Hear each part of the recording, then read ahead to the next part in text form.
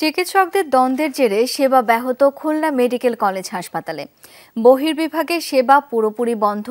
সকাল থেকে অন্যান্য বিভাগেও ডাক্তাররা রোগী দেখেননি। এতে দূর দূরান্ত থেকে আসা সেবা প্রত্যাশীরা দুর্ভোগে পড়েন। শ্রীলঙ্কা আবারও রপ্তানিতে শীর্ষে। শত শত রোগী অপেক্ষায়, অথচ সেবা নেই খুলনা মেডিকেল কলেজ হাসপাতালের বহির্বিভাগে। চরম ভোগান্তিতে দূর দূরান্ত থেকে আসা রোগীরা।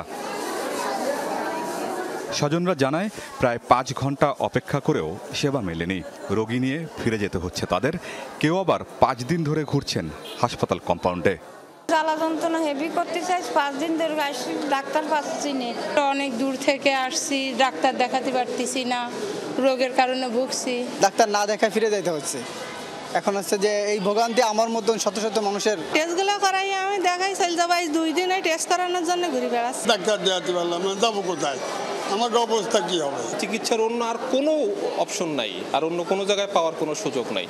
গত 5 আগস্ট সরকার পতনের পর থেকে নৈরাজ্য চলছে এই হাসপাতালে। পরিচালকদের নিয়োগ আর পদত্যাগ নিয়ে একের পর এক নাটক। সবশেষ মঙ্গলবার একদল চিকিৎসক প্রায় অর্ধশত ডাক্তারকে অবাঞ্ছিত ঘোষণা করে তালিকা প্রকাশ করে। এর মধ্যে দল বা সংগঠনে জড়িত নন এমন চিকিৎসকরাও আছেন। কালো তালিকাভুক্ত হওয়ার পর থেকে নিরাপত্তাহীনতার অজুহাতে কর্মক্ষেত্রে অনুপস্থিত তারা। এতে জরুরি বিভাগ, প্যাথোলজি, সার্জারি সহ সব বিভাগেই সংকট দেখা দিয়েছে। পূর্বে থেকে যে ঝামেলাগুলো ছিল সেটা গতকালকে আরও বেশি প্রতীয়মান হয়। আরও নিরাপত্তাহীনতা ভোগার কারণে সে নিজেই আসতেছে না। এটাই শুধু বলছে যে নিরাপত্তাহীনতা আমি ভুগতেছি, আমি আজকে আসবো না। চিকিৎসক, শিক্ষক, ছাত্র, স্টাফ প্রত্যেকে সাংঘাতিকভাবে নিরাপত্তাহীনতা ভুগছে। শুধুমাত্র এই কলঙ্কিত এই ডক্টর মোস্তফা কামালের নেতৃত্বে কিছু বহিরাগত তাদের ফিনান্সিয়ালি তাদেরকে এনরিচ করে কিছু বহিরাগত গুন্ডা বাহিনী দিয়ে কলেজের ফার্নিচার ভাঙচুর করছে। কলেজের চিকিৎসকদের উপর তারা নিপীড়ন, নির্যাতন করে যাচ্ছে। তালিকা করে গা ঢাকা দিয়েছেন অভিযুক্ত চিকিৎসক নেতারা। বৈষম্য বিরোধী ছাত্ররা দিনভর তাদের খুঁজে না পেয়ে ফিরে যায়।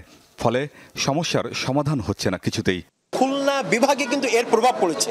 তো এই অধিকার আমরা কাউকে দেইনি, এটা আমরা চাই না, এটা আমরা হতে দিব না। খুঁজে বের করার চেষ্টা করছি, আমরা জানার চেষ্টা করছি যে তাদের পেছনে আসলে কারা আছে, এটার উদ্দেশ্য কি, কেন এমনটা করা হলো।